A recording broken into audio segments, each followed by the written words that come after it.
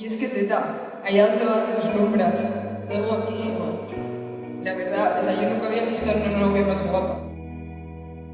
Tú, que siempre te han dolido las injusticias, que te plantaste frente a los más intransigentes para defendernos a todas y a todos y darnos un poquito más de libertad para ser y estar.